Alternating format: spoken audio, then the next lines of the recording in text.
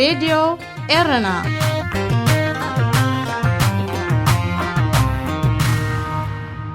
زخبر سلامتنا تقبلوا أبستفل عليكم رنعت علم كوينكم نمدبات راديو إيرنا اتكتاتلو زخبركم سمعتنا نايلوم ربع شدشت الري كل التشحن إسران حدن فنوى راديو إيرنا كموتروب زينا يجمر فلما أرستاتو منقسي إثيوبيا نابسا لسيت هاجر كت أسوس تبقسي إرتراوان نايزخل كلام موت فيزا أما يتبتيحو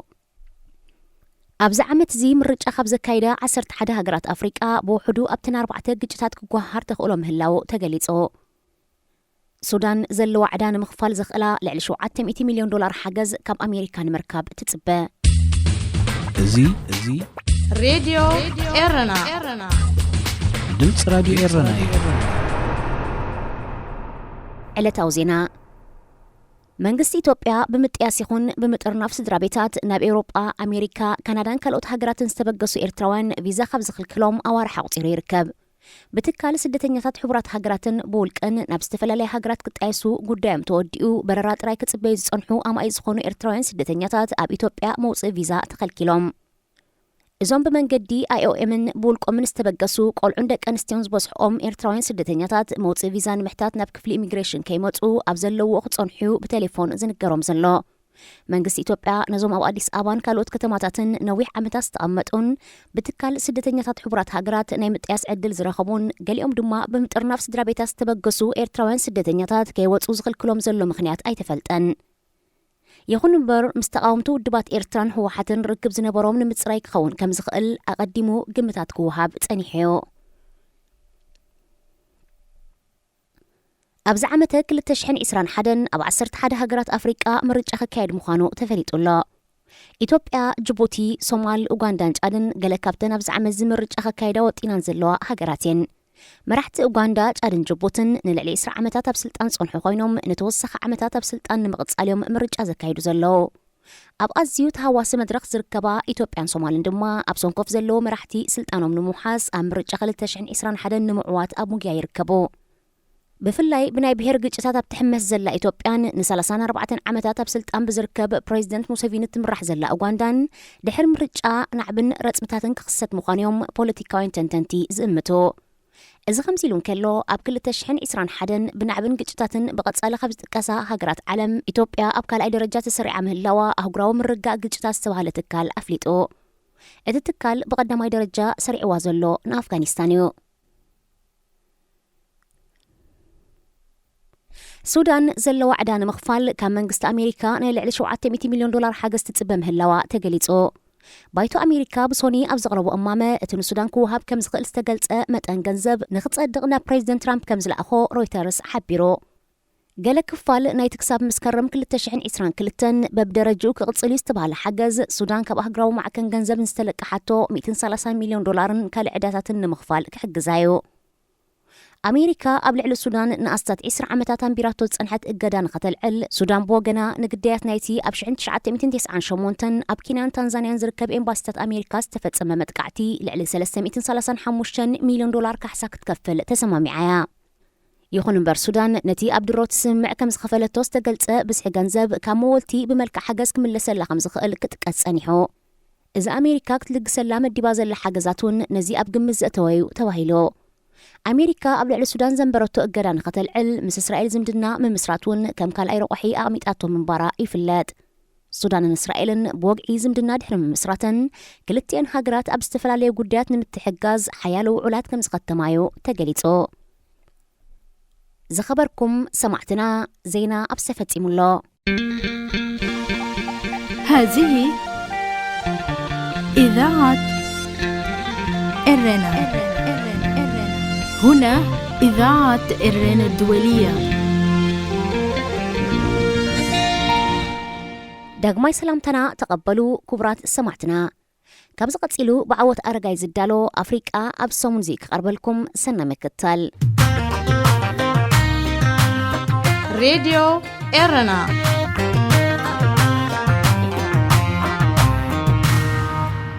حبرات أفريقيان قلتنا مفتاح عمون أقول أفريقيا أما نقدم عبالن بالتسقنان كتمرح أزيو سفيع عدلات اللواء እንተኾነ ነዚ ኣብ ግብሪ ምውዓል ሓያሎ ማሕነቆታት እኳ እንተሃለወ ሓደ ካብ ቀንዲ ጸገማት ግን ኣብ ዝተፈላለዩ ከባቢታት ተሃጉር ዝካየዱ ዘለዉ ግጭታት እዮም። ኣብዚ እዋን እዚ ኣብ ኣህጉር ኣፍሪቃ ኣብ መንጎ ሃገራት ዝካየድ ኩናት ይኹን ግጭታት ብብዝሒ ዝርአ እኳ እንተዘይኮነ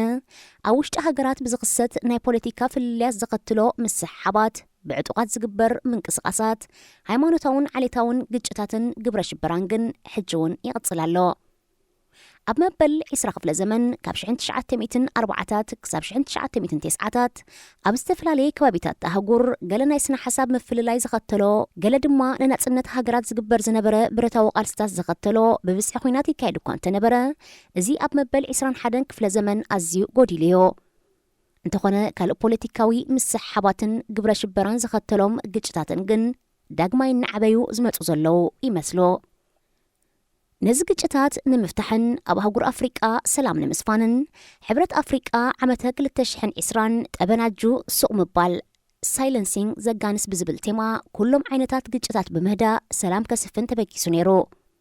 ግጭታት ዘኸተልዎም ዕንወታትን በስለታትን ኣብ ምሕዋይ እውን ከም ዝሰርሕ ተመዋፂዑ ነይሩ። እንተኾነ እቲ ውድብ ዝወጠኖምን ኣብ ባይታ ዝጸንሕዎን በበይኖም እዮም። ዓመተ 2020 ኮሮና ቫይረስ ብዘኸተሎ ምስንኻላት ብብዙሕ መዳያት ተዓናቒፉ እኳ እንተኾነ ኩናትን ግጭታትን ግን ኣብ ልዕሊኡ ብዝተፈላለዩ ምኽንያታት መዕገቲ ተገብረሎምን። ካብ ሊብያ ናብ ማሊ፣ ናይጀርያ፣ ዲሞክራሲያዊት ሪፓብሊክ ኮንጎ፣ ደቡብ ሱዳን፣ ሞዛምቢክ፣ ሶማልያን ኢትዮጵያን ዝተፈላለየ ግጭታትን ኩናትን ክካየደለን እንከሎ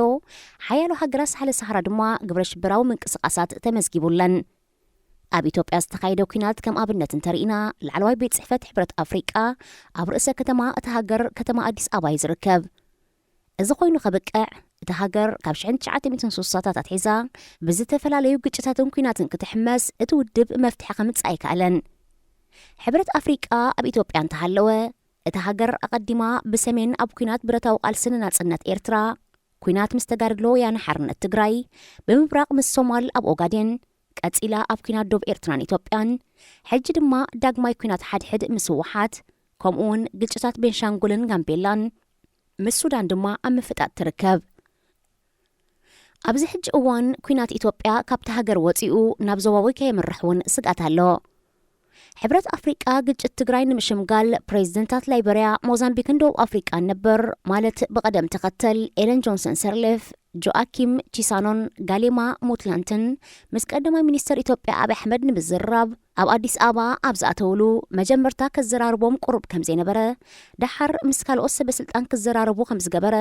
ድሓር ድማ ንሶም ኣብ ከተማ ኣዲስ ኣበባ እናሃለው ነቲ ሳልሳይን መወዳእታን ዝበሎ ስርሒት መጥቃዕቲ ከም ዝኣወጀ እዩ ዝግለጽ። እዚ ድማ ኣብይ ኣሕመድ ኣብ ልዕሊ እቲ ግጭት ኣፍሪቃ ብኣፍሪቃውያን ክፍትሕ ኣለዎ ኢሉ ዝኣምንን ሓደ ካብ መሰረታዊ ዕላማታቱን ዓንድታቱን ዝኾነ ሕብረት ዘለዎ ንዕቀት ከም ዘርእን ሕብረት ኣፍሪቃ ብወገኑ ኣብታ ብተደጋጋሚ ብግጭታት ትሕመስ ሃገር ኮፍ ኢሉ ግጭታት ኣብ ምፍታሕ ደሪር ስጉምቲ ክወስድ ዘይከኣለ ድኹም ሕብረት ኮይኑ ይቕጽል ምህላው ብሓያሎ ተንተንቲ ተገሊጹ እዩ። ድሒሩ ዋና ጸሓፊ ሕብረት ኣፍሪቃ ሙሳ ፋኪ መሓመድ ኣብ ዝገበሮ ትዊት ፌደራላዊ መንግስቲ ኢትዮጵያ ሓድነት ንምርጋጽ ርግኣት ንምስፋንን ቅዋም ንምኽባርን ኣብ ልዕሊ ትግራይ ተባዕ ስጉም ተወሲዱ። እዚ ድማ ኣብ ኩለን ሃገራት ሕጋዊ ክብል ጽሒፉ ንሱ ስዒቡ እንተኾነ ኩናት መጠነ ሰፊሕ ምምዝባላት ምስ ዓቡ ዘይከሓድ እዩ። ሃገራት ኢጋድ ድማ ምስ ኢትዮጵያ ክትሓጋገዛ ነተባብዕ ክብል ወሲኹ ጽሒፉ።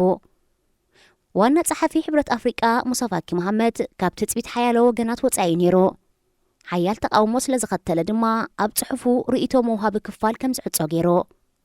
መግለጺ ሙሳ ፋኪ መሓመድ ኣብ ሓፈሻዊ ዕላማታት ሕብረት ኣፍሪቃ ብፍላይ ድማ ምስ ጠበናጁ ሱቕ ምባል ወይ ከዓ ሳይለንሲንግ ዘጋንስ ዝብል ፈጺሙ ከም ዝጻረርን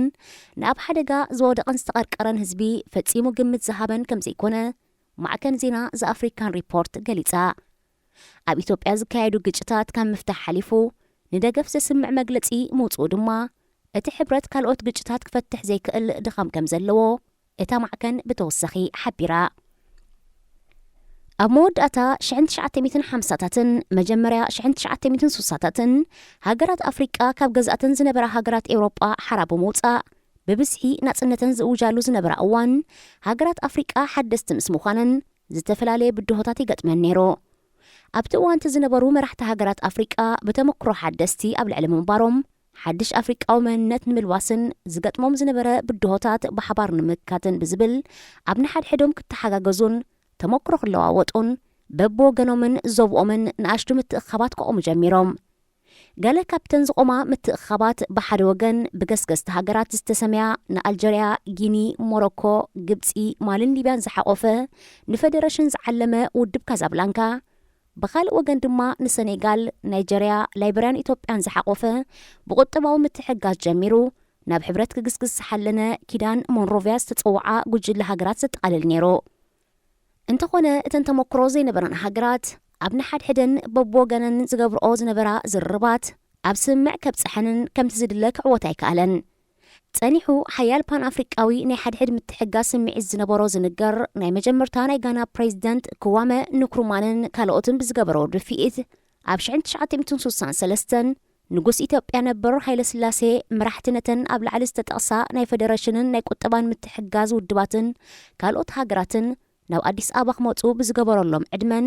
ድሕሪ ዘካየድዎ ዝርርብን 32 ሃገራት ተረኺበን ውድብ ሓድነት ኣፍሪቃ ክምስርታ ብምስማዕ ክታመን ኣንቢረናሎ ካብ ቀንዲ ዕላማታት ውድብ ሓድነት ኣፍሪቃ ከም ዝስዕብ ነይሩ ህዝቢ ኣፍሪቃ ዝተመሓየሸ ህይወት ንክህልዎ ኣብ መንጎ ሃገራት ምትሕጋዝ ክግበር ልኡላውነት ሃገራት ኣፍሪቃ ክሕሎ ኣብቲ ሽዑ እዋን ገና ኣብ ትሕቲ መግዛእቲ ኤውሮጳውያን ሃገራት ዝነበረ ሃገራት ነፃ ክወፃ ሓበራዊ ቃልሲ ክግበር ብውሕዳትን ፃዓዱ ኤውሮጳውያንን ዝመሓደራ ዝነበራ ከም ደቡብ ኣፍሪቃን ኣንጎላን ዝኣመሰላ ሃገራት ነፃ ክወፃን ብደቀባት ክመሓደራን ሃገራት ኣፍሪቃ ዳግማይ ባዕዳውያን ሃገራት ከይግዝኣ ወይ ኣብ ናይ ኢዳ ዙር መግዛእቲ ከይወድቃ ብሓባር ምክልኻል ዝብል ነይሩ እቲ ውድብ ከም ካልኣይን ዝዓበየን ዕላማ ድማ ሰብኣዊ መሰላት ኣፍሪቃውያን ክሕሎ ደረጃ መነባብሮ ኣፍሪቃውያን ከብክብል ኣብ መንጎ ሃገራት ኣፍሪቃ ኣብ ውሽጢ ሓንቲ ሃገር ዘጋጥም ግጭትን ምስሓብን ብውሽጣዊ ዓቕምን ዲፕሎማስያዊ ዝርርብን ክፍታሕ ዝብል ነይሩ ውድብ ሓድነት ኣፍሪቃ ሓደስቲ ነፃ ዝወፃ ሃገራት እናፀንበረ ዕላማታቱ እናመሓየሸ ክሳብ 2002 ጸኒሖ እቲ ውድብ ን39 ዓመታት ኣብ ዘሰላሰሎ ስራሕ ሃገራት ካብ ኤውሮጳ መግዛእቲ ነፃ ክወፃ ሓጊዞ ኣንጻር ኣብ ደቡብ ኣፍሪቃ ብፃዓዱ ዝካየድ ዝነበረ ፈላሌኻ ግዛ ኣፓርታይድ ዝካየድ ዝነበረ ቃልሲ ዓብ እጃም ኣበርኪቶ ሃገራት ኣፍሪቃ ብቁጠባ ንኽሕይላ ባንኪ ልምዓት ኣፍሪቃ መስሪቶ ዓመታዊ ኣኼባ እናካየደ ዋላ እኳ ኣብ መንጎ ሃገራት ዘይምርዳእ እንተነበረ ኣባላቱ ብሓደ ክጓዓዝ ሓጊዞ እንተኾነ ውድብ ሓድነት ኣፍሪቃ ኣብ ዝተፈላለያ ሃገራት ኣፍሪቃ ከም ናይጀርያ፣ ኣንጎላ፣ ሶማልያን ዝተኻየደ ኩናት ደው ከብል ኣይከኣለን ኣብ ኡጋንዳ፣ ሩዋንዳ ካልእ ሓያሎ ሃገራትን ዝተገብረ ምካስ ሰብኣዊ መሰላትን ምጽናት ዓሌትነትን ደው ከብል ዓቕሚ ነበሮን ሃገራት ኣብ ናይ ኢደ ዙር መግዛእቲ ከድሕነን ኣይከኣለን ሃገራት ኣፍሪቃ ካብ ውልቀ መለኽቲ ከገላግለን ኣብ ርእሲ ዘይምኽኣሉ ዜጋታት ኣፍሪቃ ድማ ብገዛእ መራሕቶም ብውልቀ መለኽቲ መሰረታዊ ናጽነቶምን ሰብኣዊ መሰላቶምን እናተኸልኡ ኢዱ ከእቱ ብዘይምኽኣሉ ጥራይ ዘይኮነ ንገዛእ ርእሱ ብውልቀ መለኽቲ ዝተመልአ ብምንባሩ ናይ ዲክታቶራት ክለብ ዝብል ቅጽል ስሙን ተጠሚቑ ነይሩ ውድብ ሓድነት ኣፍሪቃ ብተወሳኺ ኣባላት ሃገራት ገለ ካብ ናይ ፈረንሳ ጽግዕተኛነት ዘይተገላገላ ናይ ኢደ ዙር መግዛእቲ በሪ ዝኸፈታ ኣብ ግዜ ዝሑል ኩናት ድማ ገለ ደገፍቲ ሶቪየት ሕብረት ገለ ድማ ደገፍቲ ሕቡራት መንግስታት ኣሜሪካ ንምሕደራ ዝምልከት ድማ ገለ ርእሰ ማላውያን ገለ ድማ ማሕበራውነት ዝመርጻ ብምንባረን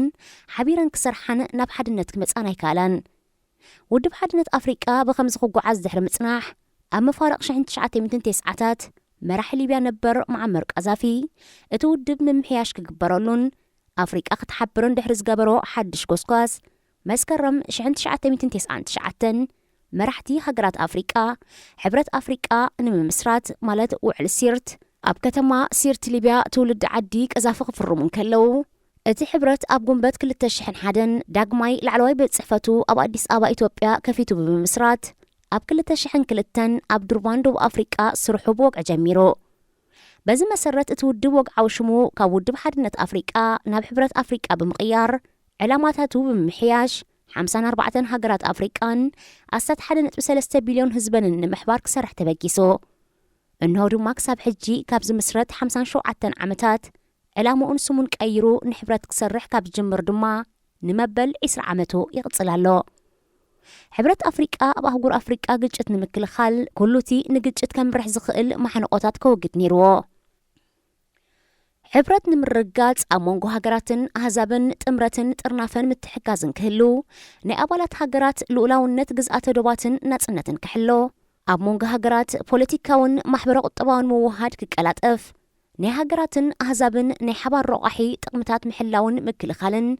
ኣህጉራዊ ምትሕጋዝ ንምትብባዕ ብመሰረት ዓለም ለኻዊ ውዕል ሰብኣዊ መሰል ዜጋታት ክሕሎ ኣብ መንጎ ሃገራት ሰላም ጸጥታን ምርጋእን ክረጋገጽ ሃገራት ዲሞክራሲን ቁኑዕ ምህደራን ክህልወን ከም ቀንዲ ሸቶታቱ ገይሩ ክስርሓሎም ናይ ግድን ነይሩ ሕብረት ኣፍሪቃ ብተወሳኺ ናይ ኣዛብ ክብርታትን መሰላትን ክሕሎ ካብ መንጎ ሃገራት ኣፍሪቃን ካብ ወፃኢ ዓለም ለኻዊ ናይ ንግዲ ምልውዋጥ ክህሉ ናይ ህዝቢ ናይ መነባብሮ ደረጃ ክመሓየሽን ክብክብልን እቲ ሃጉር ናብ ምዕባለን ንምምራሕ ኣብ ስነ ፍልጠትን ቴክኖሎጅን ምርምራት ክካየድ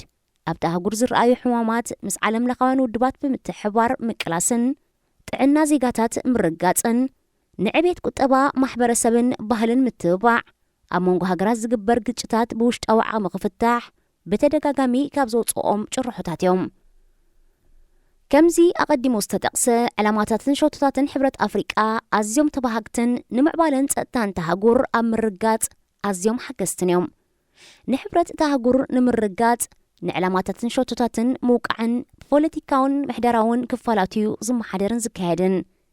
ናይቲ ሕብረት ዝዓበዩ ውሳኔታት ብላዕለዋይ ባይቶ ማለት ብመራሕቲ ኣባላት ሃገራት ይካየድ ዕላማታትን ሸቶታትን ንምትግባርን መጽናዕትታት ዘካይድ ኣስታት 265 ብሃገራት ዝርቅሑ ኣባላት ፓን ኣፍሪቃዊ ፓርላማ ኣለዉ ጉዳያት ንውሳኔ ክሓልፉ ናብ ላዕለዋይ ባይቶ ዘሕልፉ ብሚኒስትራት ጉዳያት ወፃእ ዝቆመ ቆንስል ፈጻሚ ኣካል ኣሎ ንጉዳያት መዓልታዊ ዝከታተሉ ቆምቲ ኣምባሳደራት ወከልቲ ሃገራት ድማ ኣለዉ ሕብረት ኣፍሪቃ ብመንገዲ ወከልቱ ጉዳያት ናብ ቅድሚት ምምጻእ ይዛረበሎምን ኣቓልቦ ከም ዝረኽቡ ይገብረን እዮ ዛጊት ኣብ ጉዳያት 18 ሃገራት ኣስታት 50 ዝተፈላለዩ ተልእኾታት ብምግባር ዝተፈላለዩ ውሳኔታትን ኩነኔታትን እውን ኣሕሊፉ እዮ እንተኾነ መብዛሕትኦም ዘሕልፎም ውሳኔታት ኣብ ወረቐት ሰፊሮም ዝተርፉን ዘይስግደዱን ብምዃኖም ውፅኢታውያን ኣይኮኑን እዮም ሕብረት ኣፍሪቃ ብሓፈሻ ኣብ ኣፍሪቃ ሰላም ምርጋእን ጸጥታን ብምርጋጽ ብልጽግትን ገስጋሲትን ኣህጉር ከም ዝሃንጽ እዩ መብጻዕዓት እዩ መብጻዕታትን ዕላማታትን ተተግቢሮም ዶ ይትግበሩ ኣለዉ ዶ ወይ ገና ኣብ ተስፋዮም ዘለዉ ንምዕዛብ ኣብ ፖለቲካ ዲሞክራሲ ብልሽውና ቁጠባ ምዕባለ ፊናንስ ጸጥታን ካልእን ዝወሰዶም ስጉምታት ብተወሳኺ ምፍታሽ የድሊ ምርጋጽ ውሕስ ፖለቲካን ዲሞክራስን ሓደ ካብ ቀንዲ ዕላማ ሕብረት ኣፍሪቃ ኮይኑ ነዚ ንምርጋጽ እቲ ሕብረት ኣብ ልዕሊ ዝተፈላለየ ሃገራት ዘሕልፎ ውሳኔታት ጸማም እዝኒ ተዋሂብዎ ናይዚ ናይ ገለ ሃገራት ኣብነት ምስ ንርኢ ኣብ 2018 ኣብ ዲሞክራሲያዊት ሪፓብሊክ ኮንጎ ኣብ ዝተኻየደ ሓፈሻዊ ምርጫ ፍሌክስ ፂሰኪዲ ፕሬዚደንት ኮይኑ ተዓዊቱ ሕብረት ኣፍሪቃ ነቲ ምርጫ ምድንጋራት ነይርዎ ብምባል ክስረዝን ዳግማይ ምርጫ ክካየድን እኳ እንተፀውዐ ጸማም እዝኒ ተዋሂብዎ ፍሌክስ ፂሰኪዲ ፕሬዚደንት ኮይኑ ቀፂሉ ሕብረት ኣፍሪቃ ድማ ዝኾነ ስጉምቲ ኣይወሰደን ኣብ 2015 ፕሬዚደንት ቡሩንዲ ነበር ፒየር ንኩሩንዚዛ ክልተ ናይ ስራሕ እዋን ጥራይ ዘፍቅድ ቅዋም ሃገሩ ብምጥሓስ ንሳልሳይ ግዜ ብተቃወምቲ ሰልፍታት ዝተነጽገ ኣብ ፕሬዚደንታዊ ምርጫ ተሳቲፉ ብሰንኪ እቲ ዘይሕጋዊ ምርጫ ግጭት ብምልዓሉ ሕብረት ኣፍሪቃ ናብ ቡሩንዲ 5,000 ዓቀብቲ ሰላም ክልእኽ ወሲኑ እንተኾነ ፒየር ንኩሩንዚዛ ኣብ ሃገረይ ሰራዊት እንተተላኢኹ ከም ምጥሓስ ልኡላውነትን ወራርን እየ ዝሪኦ ክብል ኣጠንቂቑ ሕብረት ኣፍሪቃ ሓሳቡ ብምቕያር ኣብ ክንዲ ዓቃብ ሰላም ሰራዊት ሲቪላውያን ተዓዘብቲ ክልእኽ ተገዲዱ ኣብ ልዕሊ እዚ ሕብረት ኣፍሪቃ ዲሞክራሲ ብምጥሓስ ንነዊሕ ዓመታት ዘገልግሉ ፕሬዚደንታት ከም ቴዎድሮ ሙባሶጎ ናይ ኢኳቶርያል ጊኒ ፖል ቢያ ናይ ካሜሮን ዴኒስ ንጉሶ ናይ ሪፐብሊክ ኮንጎ ዩዌሪ ሙሶቪኒ ናይ ዩጋንዳ ኤድሪስ ዴቢ ናይ ጫድ ኢሳያስ አፈወርቂ ናይ ኤርትራን ካልኦትን ዲሞክራሲያዊ ለውጢ ከተግብሩ ክደፋ ኣይከኣለን ኣብ መዳይ ብልሽውና እንተርኢና ድማ ኣፍሪቃ ዓመታዊ ኣስታት $150 ቢልዮን ብሰንኪ ብልሽውና ክትከስርን ከላ እዚ ድማ ሓደ ርብዒ ካብ ዓመታዊ እቶታ ብምዃኑ ሕብረት ኣፍሪቃ ነዚ ከይተቆጻጸረ ኣብቲ ሃገር ቁጠባዊ ምዕባለ ከረጋግጽ ይኹን ግጭት ከወግድ ከጸግም እዩ ኣብ ጉዳይ ጸጥታ ኣብ ኣህጉር ኣፍሪቃ ካብ ማሊ ኣብ ምዕራብ ክሳብ ሶማልያ ኣብ ምብራቕ ከም ካሜሮን ደቡብ ሱዳን ሊብያ ዲሞክራሲያዊት ሪፐብሊክን ካልኦትን ድማ ኣብ ማእከል ኣብ ቀጻሊ ውሽጣዊ ሕንፍሽፍሽ ክሕመሳ ይረኣያ ኣለዋ ሓደ ካብ ዕላማታት ሕብረት ኣፍሪቃ ድማ ካብ ኣባላት ሃገራት ግጭት ክካየድ እንከሎ ብህፁፅ ናብተን ሃገራት ብምእታው ነገራት ዘተሃዳድእ ዓቃብ ሰላም ሰራዊት ምምስራት እዩ። ሕብረት ኣፍሪቃ ነዚ ዕላማ ንምትግባር ናብ ሶማልያን ዳርፉር ሱዳንን ዓቀብቲ ሰላም ምልኣኽ ግጭታት ከተሃዳድእ ፈቲኑ ነይሩ። እንተኾነ ብዘጋጠሞ ፋይናንሳዊ ሕፅረት ስርሒታቱ ናብ ካልኦት ግጭት ዘለውን ሃገራት ከስፋሕፍሖ ይከኣለን። ኣብ መወዳእታ ፋይናንስ እዩ። ሕብረት ኣፍሪቃ ንዘውፅኦ መደባት ክምውል ገንዘባዊ ዓቕሚ ዘይብሉ ብምዃኑ ዝበስሐ መደባቱ ብሕብረት ኤውሮጳ፣ ሕቡራት መንግስታት ኣሜሪካን ቻይናን እዩ ዝምወል። 72 ሚእታዊት ካብ ባጀቱ በዘን ሃገራት ይምወል። በዚ ምክንያት ድማ እቲ ሕብረት ካብ ብናቱ ድሌትን ዝምባለን ብናይ መወልቱ ውሳኔታት ክቕየድ ይቕሰብ። መወልቱ ድማ ናይ ዝካየድ ግጭታት ዘወርቲ ይኾና። ሕብረት ኣፍሪቃ ኣብ ልዕሊ ግጭት ዝገብራ ሃገራት ገዳ ክገብራ ይረአይን እዩ። ብኣንጻሩ ሕብረት ኤውሮጳን ሕቡራት መንግስታት ኣሜሪካን ኣብ ልዕሊ ሃገራት ዝወስድኦ ስጉምቲ ዝኽተል ምዃኑ ናቱ ተጽዕኖ ከተግብር ኣይክእልን እዩ። እቲ ሕብረት ብተወሳኺ ሓያሎ ካብ ጸለውቲ ዝበሃሉ ወከልቲ ሃገራት መራሕቱ ንባዕሎም ብቋምን ሕግን ዘይከዱ ብምዃኖም ኣብ ንሓድሕዶም ክተሓላለዉ ዳ እምበር ናብ ገዛእ ርእሶም ከይግምጠሎም ኣብ ልዕሊ ካልኦት ናይ ለውጢ ጸቕጢ ክገብሩ ኣይረኣዩን እዮም። ብንጥረ ነገርን ማዕድንን ሃብታም ኣህጉር ዝሓዘ ሕብረት ኣፍሪቃ ብገንዘባዊ ፋይናንስ ነፍሱ ከይከኣለ ድልዱል ዓቃብ ሰላም ሰራዊት ከይመስረተ ብልሽውና ከይተቆጻጸረን ካልእን ጸጥታን ሰላምን ከስፍን ከጸግሞዩ። ሕብረት ኣፍሪቃ ብሙሉአን 54 ሃገራት ኣፍሪቃ ኣባሉ ክኾና እንከለዋ ሞሮኮ ከም ኣካል እንቆጽራ ምዕራብ ሳህራ ሳህራዊት ዓረብ ዲሞክራሲያዊት ሪፓብሊክ እውን መበል 55 ኣባል እያ። ሕብረት ኣፍሪቃ ብተወሳኺ ብዘይካ ሃገራት ኣፍሪቃ ገላይ ኮይኖም ናብ ኣፍሪቃ ተወሲዶም ብዝተሸጡ ዝቆማ ሃገራት ካሪብያን ከም ሄይትን ጃማይካን ካልኦትን ዝኣመሰለ ሃገራት እውን ናብ ሕብረቱ ተዓዘብቲ ክኾናን ክሳብ ኣባልነት ክሓታን የፍቅድ እዩ። ሕልምን ባህግን ሕብረት ኣፍሪቃ ዓብ እኳ እንተኾነ ኣብ ተግባር ከውዕሎ ግን ግዜ ክወስደሉ እዩ። ክሳብ ዓመተ 2063 ድማ ኩሉ ሽግራት ኣፍሪቃ ተወዲኡ ብልጽግቲ ኣህጉር ክፈጥር መደብ ኣለዎ። هذه إذاعة إرنا. هنا إذاعة إرنا الدولية.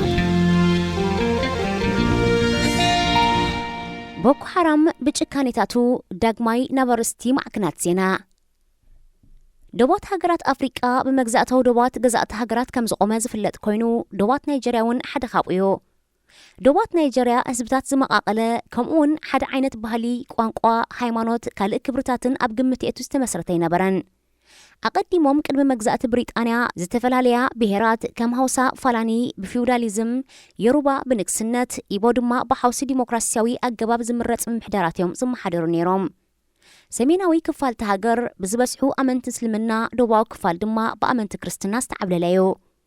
نيجيريا ببريطانيا تجزأ بمبارا دوباو كفال تهاجر بسيفيلاو حقتات جزائت هاجر كرعمن كلو سميناو كفال دما سيفيلاو حقتات شريع رعيمو. انتخونا أبشعين 1999 نمبملتا تهاجر أب حدا زوت تقوام كم استعتاتو تجيرو. انتخونا حجون قلا أب سمين تهاجر زركبا أو راجتات بحقي شريعة مريتسن. قبل علزي أملا تهاجر معراباوي سرعة تمرتك تأتاتون كلو إزون كاب حيالو جناسي من الكفال تهاجر تقاومو قد إمو. إذا خمتيلونا هاللوة أب كل تشعن كلتن نمعراباو بهالي تمرتن معوالن تهاجر زك أومن نملا تهاجر نبحق شريعة محدر هاجر نمكبرا زك ألس بوكو حرام استبهالة اتقو جلة تمسريتو. اتقو جلة باستفلاليا أسمات تفلت أكوان تغونا اتزفلت ألو سم بوكو حرام جن كاب قالات قوانقوتات هاوسان عربن زوات أخوينو قالب قالو معراباوي تمرتي تميون حتياتيو مالتيو. بوكو حرام كاب جزي ناب جزي أخرارنتو نحيلة بممتقا ناب علول قبرش براو جلة تغيرو. كاب نيجيري حالي فودما ناب هاقرات جاد نيجيرن كاميرون نسفح فيهو. بيجكانيو حد خاب قدامو تسوقنا بوكو حرام لعلي شومون تشح سلاموين سبات بيجكانك قتلن كلو كلتنت ب3 مليون سبات كاب بيت نبرتو ما مزابيلو. أبتن السوزوك قطعت أرو كبابيتات دما عطبو خنسلالوم ريحو.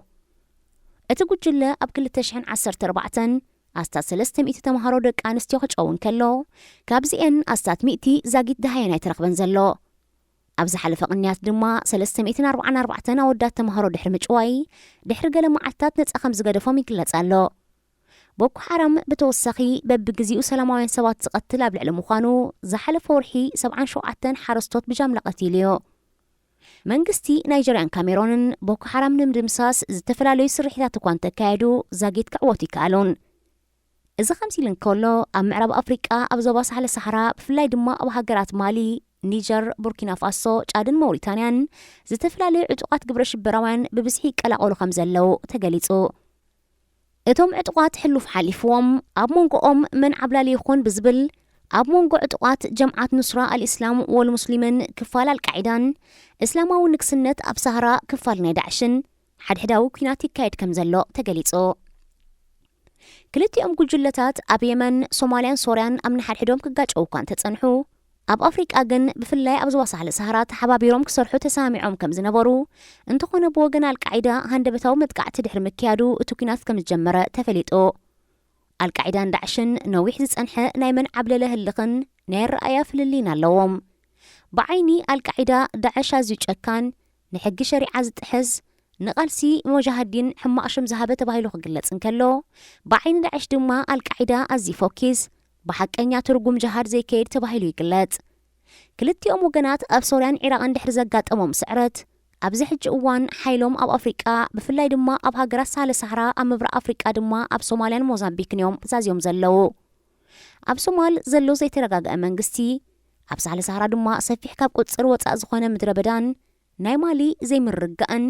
ክስስኑ ሓጊዝዎም ኣሎ ብዘይካቶም ኣቀዲሞም ዝተጠቕሱ ካልኦት አንሳር አልእስላምን ቦኮ ሓራምን ዝበሃሉ ዕጡቃት ጉጅለታትን እውን ኣብ ኣፍሪቃ ካብ ዝንቀሳቀሱ እዮም አልቃዒዳ ንሕቡራት መንግስታት ኣሜሪካ ካብ ስዑድ ዓረብ ብሓፈሻ ድማ ካብ ሃገራት እስላም ብሓይሊ ንምውፃእ ኣብ 1988 ኣብ ኩናት ኣፍጋኒስታንን ሶቪየት ሕብረትን ኣብ ኣፍጋኒስታን ዝተመስረተ እዩ ዳዕሽ ብወገኑ ኣብ ሃገራት ማእከላይ ምብራቅ ካሊፈት ንምቋም ኣብ 1999 በአቡ ሙሳብ አልዛርቃዊ ኣብ ኢራቅ ከም ዝተመስረተ ይዝከር ኣብዚ ሕጂ እዋን ኣብ ዞባ ሳህለ ሰሃራ ዝንቀሳቀሱ ዘለው ዕጡቃት ግብረ ሽበራውያን ጉጅለታት ብሃገረ ፈረንሳን ውድብ ሕብራት ሃገራትን ይምከቱ ከም ዘለው ይግለጽ እቶም ዕጡቃት ጉጅለታት ኣብ ዝሓለፈ ሰሙን ኣብ ኒጀር ኣብ ክልተ ዓድታት ኣስታት 100 ሰላማውያን ሰባት ከም ዝቀተሉ ማዕከን ዜና ቢቢሲ ክትሕብር እንከላ ዛጊት ኣይናይ ጉጅለ ነቲ ቅትለት ከም ዝፈጸመ ኣይትፈልጠን ሬድዮ ኤረና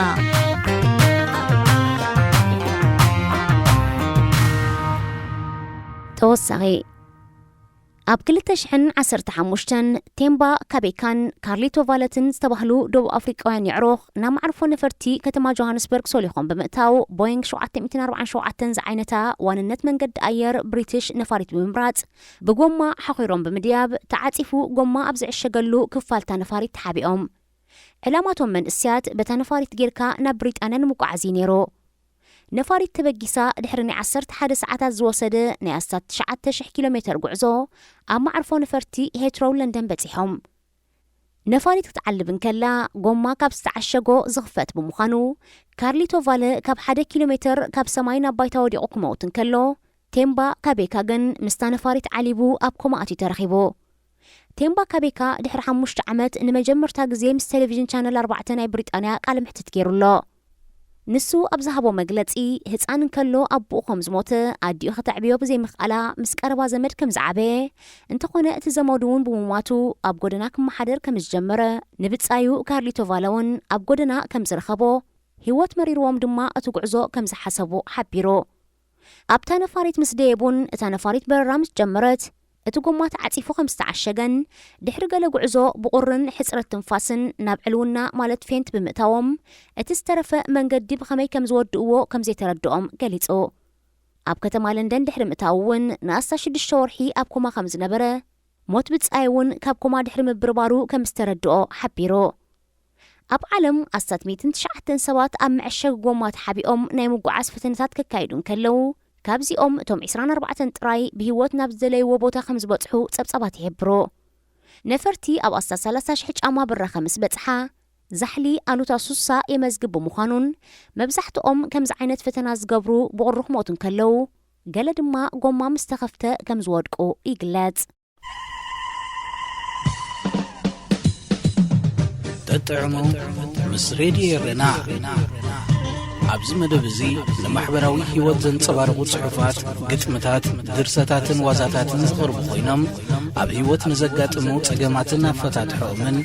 ኣመለኻኽታና መዓልታዊ ህይወትና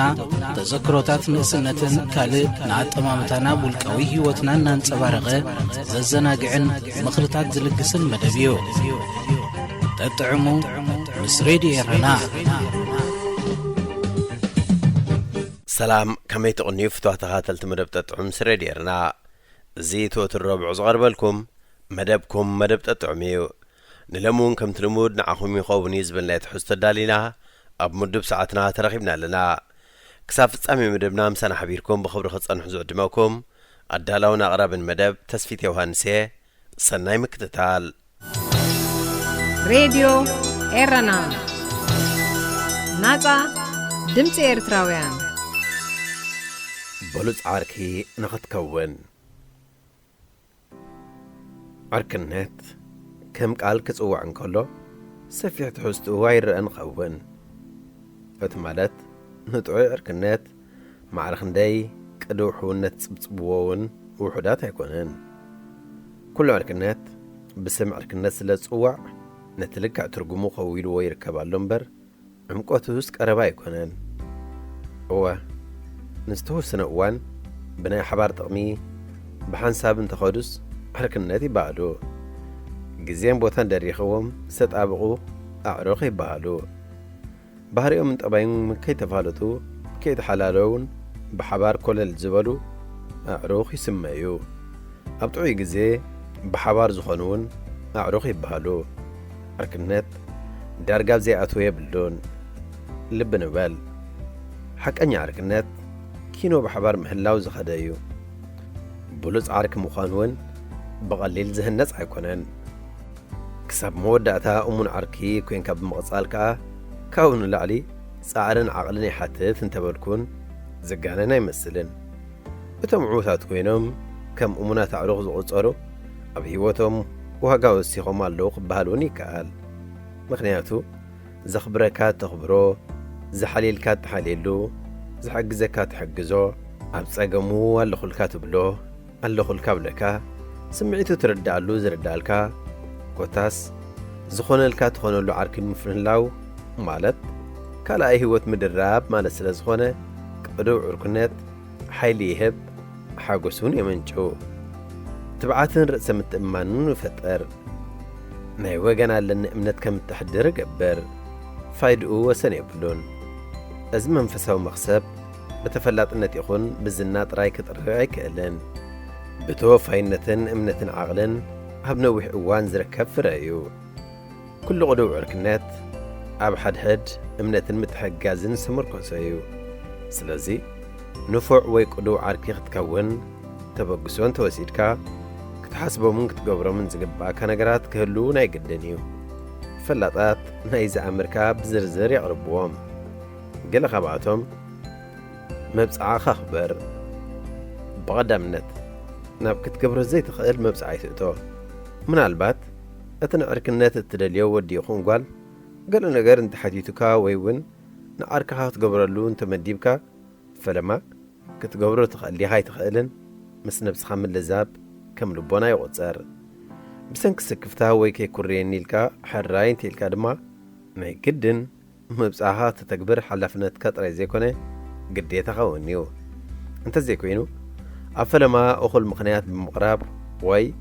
ብዝእመን መንገዲ ክትገብሮ ከም ዘይትኽእል ብትሕትና ክትነግሮ ይግባእ። መብፅዓ እናእተኻ ወይ ሕራይ እናበልካ መብፅዓኻ ዘይትትግብር እንተኾንካ ግን እተን ብጻይነት ዝደለኻዮ ሰብውን ከም እሙን ክወስደካ ሸጋሪ ኾኖ። ሓደ ሓደ እዋን ብሰንኪ መብፅዓ ዘይምኽባርካ ናብ ገርጭነትን ምቀያምን ከተምርሕ ትኽእሉ ኢኹም። ከም ትገብሮ መብፅዓ ኣቲኻ ጸኒሕካ ብገለ ምኽንያት ካብ ዓቕምኻ ንላዕሊ እንተኾይኑ እውን ምኽዋል ኣወጊድካ ንብጻይካ ወይ ንብጸይትኻ ብልክዕ እቲ ዘጋጠመ ነገር ንምንጋር ብላሕ ማለት ክትነግሮ ይግባእ። ናይ ብሓቂ ዓርኪ ድማ ነዚ ዘይርአን ሕድገት ዘይገብርን ኣይኮነን። ክልተ ጌጋ ክትፈጽም ከለኻ የቕሬታ ንምሕታት ድሕር ኣይትበል። ዓርኪ ንኽትኮነ ዝሓፀየካ ሰብ ጌጋታትካ ምፍጻም ዘይኮነ ዘጉህዮ ጌጋታትካ ትቕበል ምዃንካ እዩ ዘገድሶ ገለ ጌጋ እንተፈጺምካ ግዜ ኸየጥፋእካ ከም ዝተገገኻ ብምሕባር ይቕሬታ ሕትእቶ ክሳብ ኣብ ውሽጢ ቕርሒ እንተዘሕድር ወይ ጌጋ ከም ዘይትቕበል ገይሩ ዝወስደካ ግዜ ትውሰድ ዶንጊኻ ይቕረ እንተኢልካሉ ቅንዕና ከም ዘይብልካ ንኽሓስበካ ናይ ዘሎ ተኽእሎ እውን ሰፊሕ ይኸውን ንጌጋታትካ ብኻልኦት ሰባት ከተመሳምስ እውን ኣይትፈትን ንሱ ናትካ ይቕሬታ እምበር ወላ እውን ሓቂ ይኹን እገለ ከም ስለ ዝበለኒየ ክስቶ ከም ስለ ዝደገመኒየ ዝብል ምስምስ ኣድላይ ኣይኮነን በቃ ብፅሪታ ተጋጊየ እሞ ይቕረበለለይ ጥራይ ኣድልየካ 3 ንሰባት ኣብ ጥቕምኻ ከተውዕሉ ኣይትበገስ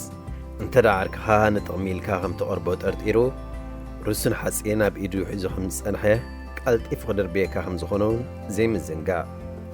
እንደገና ንኽኣምነካ ዘሎ ዕድል እውን ኣሸጋሪ እዩ ብሉፅ ዕርክነት ማለት ብማዕረን ብዘይጉድሕን ምሃብን ምቕባልን እዩ ናይ ሰባት ጸጋታት ኣብ ጥቕሚ ገዛእ ርእስኻ እተውዕለሉ ይኮነን ምስ ዓርክኻ ኣብ ንዓኻ ጥራይ ዘገድስ ርክባት ትጽመድ እንተድሊኻ መዝማዚ ዕድላት እምበር ብሉፅ ዓርኪ ይኮንካን እዚ እናግበርካ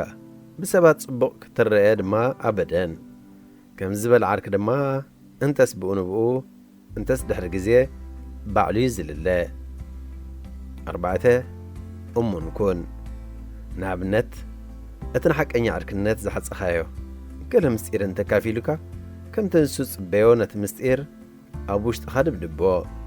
ወላ እውን ቀሊል ኮይኑ እንተተሰማዓካ ብወጃሃላይ እንደገ ተውፃእዮ ኣይፍለጥን እየ ብዝብል እምነት ንሱ ኣብ ዘይብሉ በቲ ምስጢር ምስ ካልኦት ክትዛረባ ኣይትፈትን ወላ እውን ንዑ ክትሕግዞ ብምሕሳብ ካልኦት ሰባት ከሐምሂዎ ከኽፍእዎ ወይ እውን ሕማቕ ክውጥንሉ ኸለዉ ምስኣቶም ክትሓበር ወይ ትም ክትብል ዘይኮነ ክትከላኸለሉ ፈትን 5 ኣኽባሪ ዓርክኻ ኹን ሓደ ካብ ዓበይቲ መምዘኒታት ብሉፅ ዓርኪ ኣብ ዓርክኻ ዘለካ ክብሪ ብኽፉት ልቢ ይህን ምሂን ንኽትብሉን ንኽትሕግዞን እትገብሮ ተወፋይነት እዩ ዓርክኻ ምናልባት ምስ ናትካ ዘይሳን እምነት ኣተሓሳስባ ምርጫ ክህልዎ ኽእል እዩ ነቲ ኻባኻ ዝፈልዩ ነገራት ድማ ከተኽብረሉ ኣለካ ናተይ ቕኑዕ ኣነ የፈላጥ ዝብል ሞጎት ኣይከድልየካን እዩ ብዛዕባ እቲ ኻባኻ ዝፈላለዩ ነገራት ክትቅበለሉ ዲኻ ይተቕበለሉን ናይ ባዕልኻ ምርጫ ኮይኑ ኣድህቦ ጌርካ ግን ስማዕዮ ሓደ ግዜ ዓርክኻ ንዓኻ ምችእነት ዘይፈጥረልካ ባህ ዘይብለካ ዛዕባ ኸልዕል ኽእል እዩ ኣብ ዝኾነ ይኹን ኩነት ግን ካብ ምስማዕ ከይተሃድም እዚ ማለት ግድን ዝበለካ ሰሚዕካ ተግብር ማለት እውን ኣይኮነን ንስኻ ፍሉይነትካ ክትጸንዕ ዝኽልክለካ ስለ ዘየለ ልሙድ ዝኾነ ዝርርብ እንተጌርኩም እውን ኣብቶም ነገራት ክትሰማምዑ ተኽእለሉ ጥራይ ዘይኮነ ኢኹም እውን ኣብቶም ፍሉያት ነገራትኩም ክትሰማምዑኹም ዘይትኽእሉ እንተተገንዚብኩም እውን ትሰማሚዕኩም ኣለኹም ክበሃል ቐርብ ወይ እውን ንኽልቲኹም ኣብ ክጠምር ዝኽእል ሓድሽ ኣረኣያ ክትወሓሓጡ ትኽእሉ ትኾኑ ኣብ ዝኾነ እዋን ካብ ዓርክኻ ይትማሕድግ ሰብ ምዃንካ ካልእ ዓርኪ ኣፍቃሪት ክትሕዝ ወይ እውን ጥቕሚ እትረኽበሉ ክትነጥፍ ምስ ስድራ ቤትካ ግዜ ክትሕልፍ ክደሊ ኢኻ እዞም ነገራት ጠሚሮም ትሒዞምኻ ንዓርክኻ ግዜ ክትስእነሉ ትንቡር እዩ ኣብዚ ከም ዝበለ ኹነት ዓርክኻ ተነጽሎ ኸየሕድር ማለት ሓዲጉኒ ርሒቑኒ ኸይብለካ ዓብ ጥንቃቐ ትገብር ኣለካ ኣብዚ ሃለኻሉ ብኣካል ተራኸቡ ኣይተራኸቡ ምስኡ ከም ዘለኻ እተርእየሉ መንገዲ ክህልወካ ግባእ ግዜ እንተ ደኣ ድልዩካ ኩሉ ኹነታትካ ብንጹርን ብግልጽን ዕድል ክህበካ ከም ዘለዎን ምሕባር ኣገዳሲ ይመስል እቲ ሓቀኛ ኣብ ዝኾነ ይኹን ኩነት ኩሉ ግዜ ምሳኻ እዩ ሓደስቲ ነገራት ምስ ረኸብካ ፍንትት ትብሎ እንተኾንካ ግን ካብ ሓቀኛ ገለ ነገር ዝጐድለካ ኣለዎ ማለት እዩ ላዕሊ ዝኾነ ነገር ጸገም ክጋጥም እንከሎ ካብ ጥቑኡ ይትረሓቕ ዓርክኻ ኣብ ግዜ ጸገሙ ኣብ ጐድኑ ኽርኤካ እንከሎ ብሉፅ ምዃንካ ኸረጋግጽ እዩ ንስኻ ንዕኡ ተስፋ ኢኻ ናይ ሕማቕ እዋን ጐኑ ኢኻ ላዕሊ ዝኾነ ይኹን ሰብ ሓገዝ ካባኻ ይጽበእ ናትካ ዘይምህላው ከቢድ ተነጽሎ ወይ ብሕትውና ከም ስምዖ ክገብሮ እዩ 6 ኣድላይ ኮይኑ ክስማዓካ ኸሎ ኣገዳሲ ምኽሪ ሃቦ بلوز عاركي نختكون أب كل أواناتن بوتان عارك غاب من تاي كونتات اللوغ تجنزبن كتجنجمن عليكا أب كل أوان أب زي كدو كونت مهلاو كتستوعل تخيليخا سلازي بتهلو كونتاتو تفردو زي كونس زيتك محاسبات زلو مخريب ملقاس كابت زلو كونتات نخوص كتحجزو حلفنت عاركها نسغايخا مغرغتو بو خلخاون تأزاز انت زي مسألة تمرات ايو كم زدي محاشن إلكاب حسب كاساتفو شوعته كابخا وصعي جزي خدلو خلوها فكدلو عاركها يخون نسخها كل جزيخم بحنسب كتحلفو يتقولن يخم لناتكم سدرا بيت سراح أفكاريت زنبالة كوتا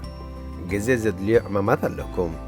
نسوا بنايولكو قدايو جزي عبدالي اللوان وخلبوتا هبو نسخاون كم أخذ ليك خلو جزي خبكايو نابنت مسافكاري تخلل جزي فلين تليو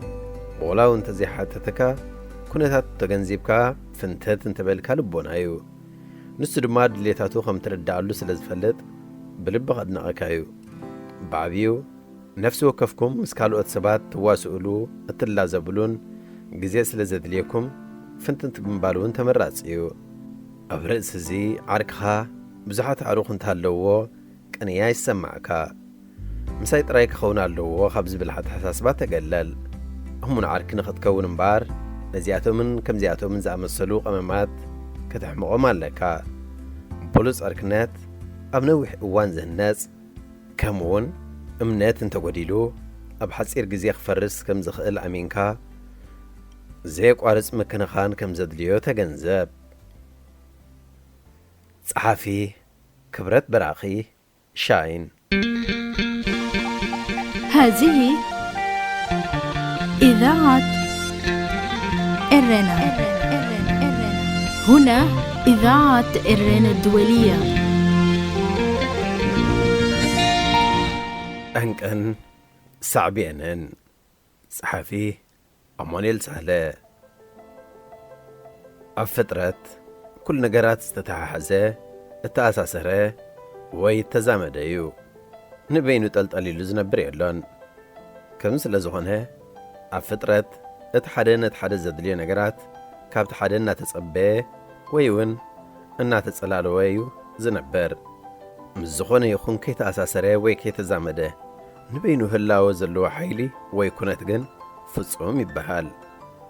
أمرنا نتمس هلاونا قطتاو متأثر زي بلو فصوم كردو يكألن قال سبات نزي فصوم زي أملاخ يبلووا سلازي كل نجارات التأساسرة بمخانو حدا نجار كفصوم زخقل بتبد حريت زلو خنتات سلازن كايو أتفصام دما بوغنو نتيهاب قدمي زلو خنتات ينخو متأثر سلازلو أتحد خدفع خلو أتزدفع زلو دما نتيهاب قدمي زلو نجاري دفعو نسو دما ينكساس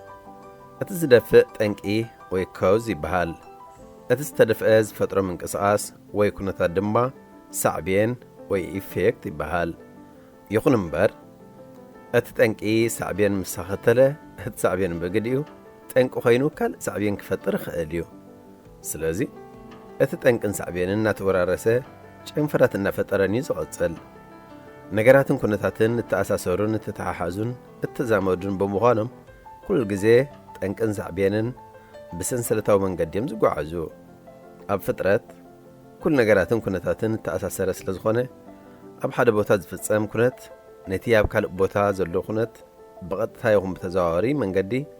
بحيالا الجباب يخون بدخون الجباب يسألوا أيو نابنت أب تشاينا ويه أب بوليفيا زفتصام نجارات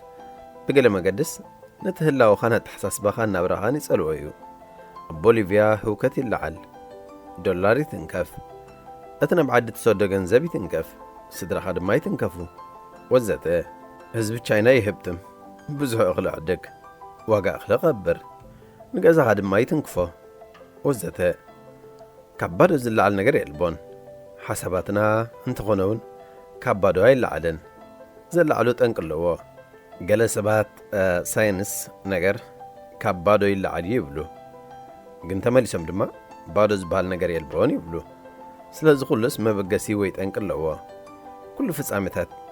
ብድሕሪቱ ጠንቂ ስለ ዘለዎ ንድሕሪት ገጽካ ብምኻድ እቲ መጀመርታ ጠንቂ እንታይ እዩ ዝብል ሕቶ ክተልዕል ትኽእል እቲ ኣፈናዊ ወይ ናይ መጀመርታ ጠንቂ እንታይ ምዃኑ ዝፈልጥ ሰብ የልቦን ገለ ሰባት ነዚ ናይ መጀመርታ ጠንቂ ፕሪማል ኮዝ ኣምላኽ ኢሎም ይጽውዕዎ ይኹን እምበር እዚ ሓይሊ እዚ ምስ ኩነታት ምትእስሳር ስለ ዘለዎ ከምቲ ዝተገልጸ ድማ ምስ ዝኾነ ይኹን ናይ ተኣሳሰረ ወይ ከይተዛመደ ንበይኑ ህላወ ዘለዎ ክኸውን ስለ ዘይክእል ፍጹም ወይ ኣብሶሉት ክበሃል ኣይከኣለን ስለዚ ኣምላኽ ኢልካ ክትጽውዖ ኣጸጋሚ እዩ በዚ መሰረት እዚ ኩሉ ነገራትን ኩነታትን ጠንቅን መበገስን ስለ ዘለዎ ኣብ ኩሉ ኣተሓሳስባና ወይ ኣተናትናና ነዚ መትከል ክንወስዶ እዩ ዝግባእ ብኸምዚ ክሓስብ ወይ ብኸምዚ ዝሓስብ ኣእምሮ ድማ ንመብዛሕትኡ ሽግራትን ጸገማትን ብልክዕ ክርድኦ ወይ ፍታሕ ክረኽበሉ ይኽእል ንነገራት ኣብ ክንዲ ብመሰረት ጠንቅን ሳዕቤንን እትርእዮ ኣብቲ ምስ ነገራትን ኩነታትን ቀጥታዊ ምትእስሳር ዘይብሉ ፍጹምነት ወይ ኣብሶሉት ምስ እተጸግዖ ብኡ ጌርካ ድማ ንፍጻሜታት ክትንትንን ፍታሕ ክትረክብን ምስ እትፍትን ውፅኢታዊ ክኸውን ኣይክእልን ምናልባት ነቲ ናይ እምነትካ ካይዳ ያዕግቦ ኸውን ንምምርማርን ንምፍታሕን ጸገማት ግን ከገልግል ኣይከኣልን እምበር ናብ ሃገርና ድማ ቁልሕ ክንብል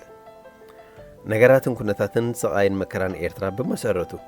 ካብቲ መሪሕነት ህግደፍ ሓሊፍካ ክርአ ኣይክእልን ነዚ ሕጂ ንኤርትራ ዝወረደ ዘሎ ስቓይን መከራን ዘበግሶ ጠንቅታት ኣሎ እንታይ እዩ ተኣፈናዊ ወይ ፍልማዊ ጠንቅታት ኢልካ ምምርማር ነቲ መከራ ብመጠኑ ፍታሕ ክረኽበሉ ክእል እዩ ናይዚ ኩሉ እዚ ኣፈናዊ ጠንቂ ናይቲ ህዝቢ ታሪኻውን ፖለቲካውን ባህላውን ቁጠባውን ኣቃውማ ክኸውን ክእል ከም ሳዕቤን ድማ ባዕዳዊ መግዛእትን ተገዛእነትን ኮሎኒያል መንታሊቲ ፈጢሩ እቲ ሳዕቤን ብግዲኡ ጠንቂ ብምዃን ነቲ ናይ ባዕዳዊ መግዛእቲ ምሒር ጭቆናን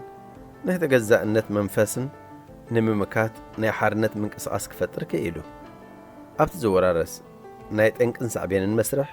እዚ ሕጂ ኣብ ስልጣን ዘሎ መሪሕነት ምስ ውልቀ መላኺኡ መጺኡ እዚ ድማ ባዕሉ ጠንቂ ብምዃን ናይ ስቓይን መከራን ናኸቲሉ ወዘተ ኣብ እግሪ መንገደይ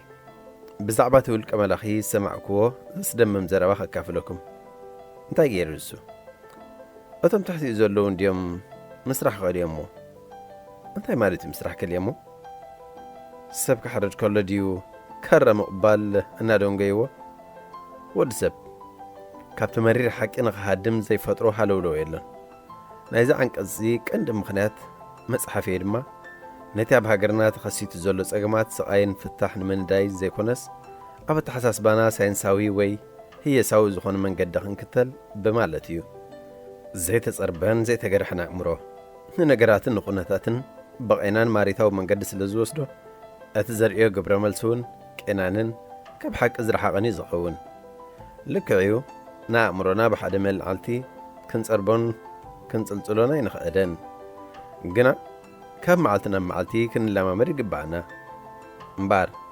ከም ኣብነት ክኾነና ሓደ ኣብ ሓደ ስድራ ቤት እተኸስተ ፍጻመ ኽዘንቱ ኣደን ኣቦን 6 ውላድን እዮም 5 ኣዋልድ ሓደ ወዲ ካብዚኣቶም እተን ኣዋልድ ኣብ ትምህርተን ንፉዓትን ብጠባየን ድማ እተመስገናን ክኾና ከለዋ እቲ ወዲ ግን ኣይግደን እስከ ስሙ ዛሉ ንበሎ ዛሉ ኣብ መወዳእታ ሰቡን ቀቲሉ እዩ ንሕልፈት ድማ ተፈሪዱ እንታይ ይጸገሙ ባዕሉ ዳ ፈጣሪ ቐርፂ ሃብካ እምበሪ ኩሉ ፈቲናን ረብሪብናን ትብል ኣዲኡ ኣቦ ግና በዝርእቶ እዚ ዕጉብ ኣይነበረን እቲ ዘገርም ግን ኩሉ ዘመድን ቤተሰብን ከምታ ናይ ኣደይ ኣተሓሳስባ ምኽታል እዩ ኩሉ ምስኣ ኾይኑ ቀፂኡ ዳ ሃብካ እምበር ይብል ገለ ብልህታት ግን ነቲ ጠንቂ ፈልጥዎ ግዜ ይወሰደሎምን ጠንቂ ጸገማት ዛሉ ንምምርማር ግን ንድሕሪት ምኻድ የድሊ ነይሩ መን እዩ ንዛሉ ስዲ ሰዲድዎ ኣዲኡ እያ ስለምንታይ ድሕሪ 5 ኣዋልድ ስለ ዝወለደቶ ንተባዕታይ ውላድ ሓበን ናይ ገዛ ጌራ ስለ ዝረኣየቶ ነተን ኣዋልድ ገዲፋ ኩሉ እቲ ኣብ ጉጉይ መትከል ዝተሰረተ ቐልባ ናብ ኣቕኒዓቶ ሕማቕ ክገብር ከሎ ጽቡቕ ዝገብር ዘሎ ኾይኑ ይስማዕ ነይሩ ከምዚ ጌራ ስዲ ምስ ሰደደቶ ኩሉ ንኽገብር ድማ بآفان بقبر ملسان تتوابع سلزنا برد كل خقبر فتينو حد هاود ما سب مقتالي نيرو بتماسس المنقدي نتياب هاقرنا زلو مرحنتون سادجلنا إلكا محلاف سيكونس انت هيست انك إلكا ممرمار يدلي نحنا لينا بعلنا مسينايو سلازي أبتنا يتهزبي سقاي ناتنا بركتو خيهلون نفسنا خنفتشني قبا كبيرت انتنا ناب حق خصدك خقل زنبعون هوكينا تحسس باقن قزياو عقبتي بكا خون قنكا سأنيحوها بسقامي زاتوكا هي ساوت انتناوية تحسس با ندخل سب كم قبول زوسدو كنا تاتكبود هو دحر عيبلن قال سبات دحر تلك زخونة انتنا نزلو سرعات مبردو منقستيل كامس اوعو قنعيو اب مبال زوص حلو منال بات دوخون منقستيل ناب مسوعو خون بلك خنتنتنو زين خلو زلنا حقنا مدلاي بزي فرحي كل امن خقلبتن كل غرناعات كده هسساني قباء صحافي أمانيل سهلة راديو إرنا راديو إرنا كاب كتما باريس محلالف لإرتوران غازت إنياتا زدالو نتا راديو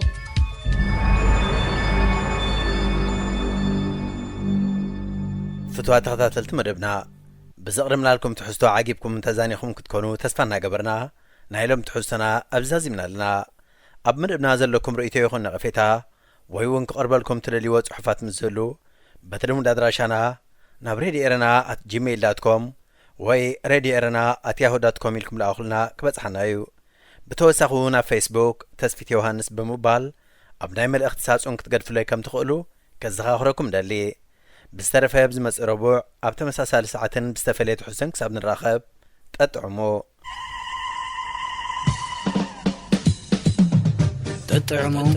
مس راديو إرنا عبز مدبزي لمحبراوي هيوت زنصبارغو صحفات قطمتات درستاتن وازاتاتن زغرب خوينم عب هيوت نزقاتمو صقماتنا فتاتحو من عملقاختانا معلتاوي هيوتنا تذكروتات مقسنتن كالب نعطمامتانا بولقاوي هيوتنا نانصبارغه ززناقعن مخرطات زلقسن مدبيو تطعمو مس راديو إرنا زخبركم تخطتلتنا نزس عزي تراليو زنبرة حفشاوي مدباتنا أبس فتسيمنا لنا راديو إرنا